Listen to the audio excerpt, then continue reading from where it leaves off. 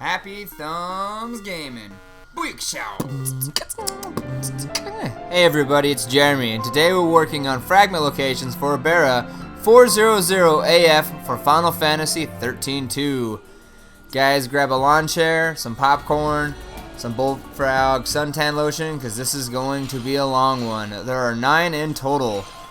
We're going to see the red flippy tile ones, the constellation puzzles, and I think everybody's favorite, hold on, don't put the gun in your mouth just yet, the clock puzzles. Yes, we love them. We love them. Like I said before, for the flippy tiles, if you need to do something where they're moving back and forth, just make sure you stagger step a little bit and give yourself some time to kind of run into them instead of putting yourself on that tile and letting it shake and fall through.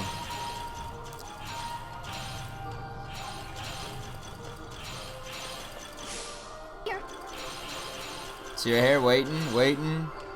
Boom, there it is. Alright, that's fragment 2 of 9. The next 6 are all going to be puzzles, and then the last one is just a gravitation core that you use Moogle search to find. If you don't see the paradox right away, do Moogle search. This is the constellation one. Basic tips for this: do the legs that require you to run around the most in the very beginning, and then connect from there. Most of these are really easy. The time given is more than necessary, so you should have no problem knocking these suckers out of the paradox. Oh, Final Fantasy pun. Keeping it going, more constellations. This one has 6, so every time I got done with one, I was like, there's no way. Oh, yep, there's another one. And then when I thought there couldn't be any more of these constellations, there'd be yet another one. Yes. Constellations, the cold sore of the Final Fantasy realm.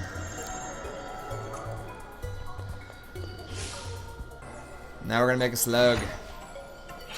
So while we're watching Sarah run around and connect all these dots, we're gonna kind of go on a side segue here and ask you guys, what do you guys think of these videos? What you think we could do to improve? If there's anything that the competition's doing that you'd like us to do.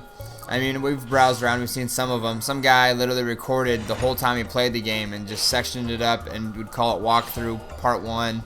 I think it went all the way up to 80, and he got 5,000 views for video. No editing, no commentary, a lot of errors, a lot of mistakes.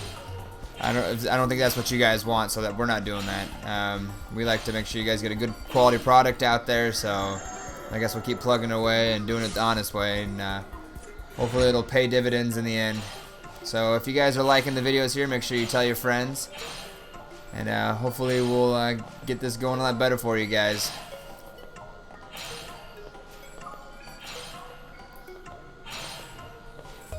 Like I said before, this music has absolutely no rhythm, none at all. Oh, someone's at the door. It's Trushnikov, he's back. Yes, we're doing more constellation videos. What's going on, Jeremy? Not too much. I was just doing this video here, talking about the channel and all that good stuff. Nobody gives a poop about your channel. You know what they care about? Trushnikov, because everybody think he's #1 gamer, you know, and he look good in tracksuit. Trushnikov, you're a little chauvinistic there, buddy. Oh, don't judge me, monkey. I am the best. So, how is the website there, if you really want to talk about it, Jeremy? Well, it's going along pretty good. We got this new banner on there for SOF. They're this new company that's putting together a shooter, and they're getting a lot of fan-based inputs to try to make it the best shooter there is. They're getting tired of the monotony of the Call of Duties, Battlefields. There are some old-school style SOCOM gamers, and they're trying to build a community like that. You know what's got great community? Potato field. They all grow together, no complaining. They live in dirt. No whining, no blah. You guys in your game community, nothing good enough. I don't like it. You guys baby. Trushnikov, you been drinking again? Yes, I have. I was at this place and it was like Mazel Tov, Opa, come by, and now Trushnikov's a little drunk here. These videos officially make me have too much time in my hand if I'm making up other characters and then talking to them. Whew. Alright, well, hopefully that was somewhat entertaining. Good news is we're only on 4 of 9.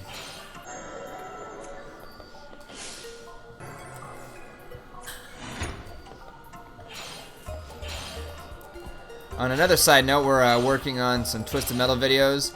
A lot of the trophies aren't really videoable because they're just long time collections of online shoot this many people with this missile, that type of thing. And some of them are just weird probability things like blowing up 4 people with one remote bomb, which looks like it's gonna be really hard. It seems like the best way you're gonna be able to do it is to do it with people online that are on the same team as you and are working with you to make it happen. Here we are under the clock problems. If you guys listen to my advice and put the gun down, it's now time to pick it up. I'm kidding. But keep plugging away here on these.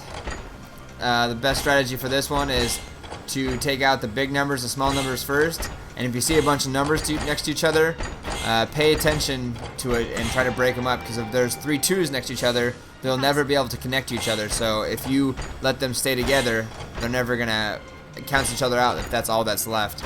Also, just pay attention to when you click a number, that when you click that number and it goes to another number, does it have an option, or is there gonna be any other way to get to that 4 that or that 2? So if you click a number and you realize that you've eliminated all other options for that to go, it's probably a bad way to take it. If you're asking yourself, hey, this doesn't look like the same thing in my video, Jeremy. Well, it's because it's probably not, because these are totally random, so hopefully 1 or 2 of these will look the same for you, but for the most part, it's just, you gotta tough it out by yourself there, young pilgrim. We've given you the tools, we gave you the musket, we gave you the gunpowder, we gave you some boots, we gave you some cornbread, and now you gotta go out there and fight the war against clocks. Pretty much the gist of it.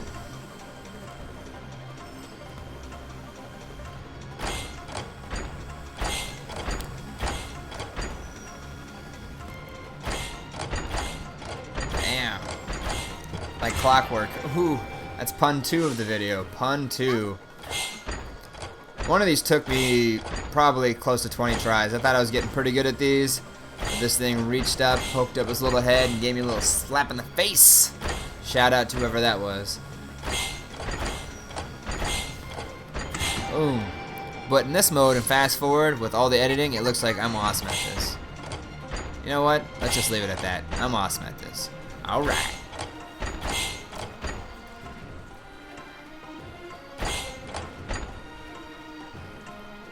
Here I am thinking and fast forward. Oh yeah. Good news, I get to think twice as fast. The violin sounds good and fast forward. Oh yeah.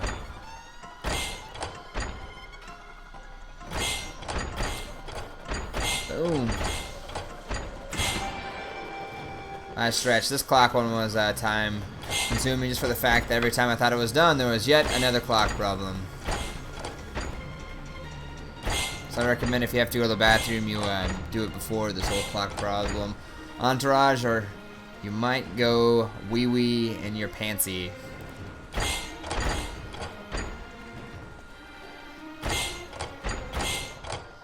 Ah, finally. Woo! Way to go, girl. You go! Fragment found.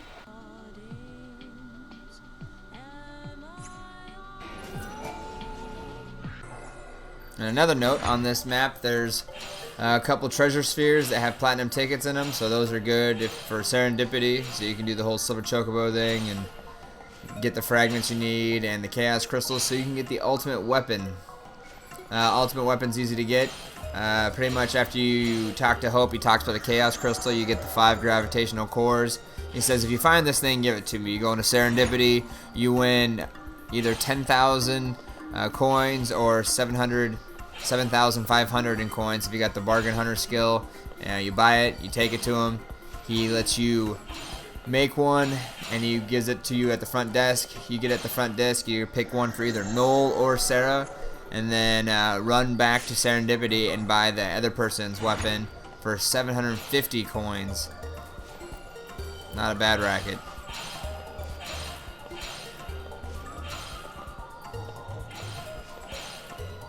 the good news, you guys should be looking forward to March. A lot of good games coming out, and we're going to be doing majority of the big ones.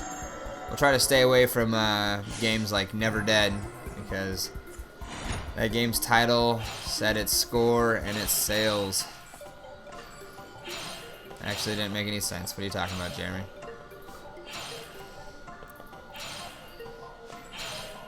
This might be one of the longest videos HappyThumbsGaming's ever done.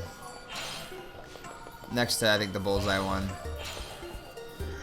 Oh, we made Ochu. Yeah! 2 more to go. Home stretch, people. Put your running shoes on.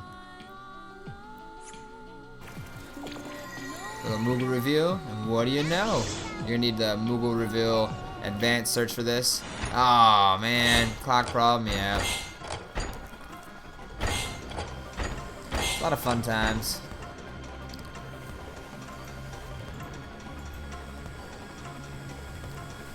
Here I am thinking, I'm like, man, did I leave the stove on? Oh, wife's gonna be mad.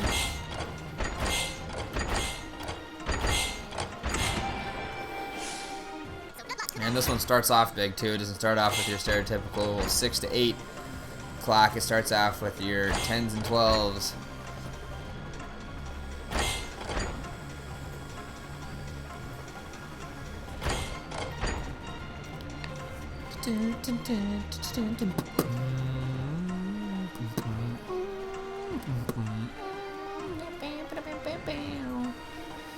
Yeah, that's what thinking looks like in fast forward once again. It's a beautiful thing. This thing's rolling on close to a minute. Too long, but here we are. Last clock problem. And then after this, we'll be getting the gravitational cord, and it'll be a wrap.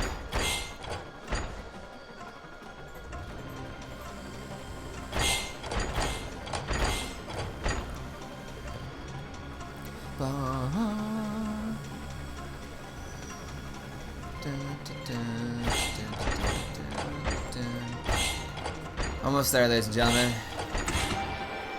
Damn. Here we are in the frozen beach. A little Moogle reveal. Also, you have to have this area unlocked to get the 100% completion for the map. For the Academia 400 quest. There it is, last one.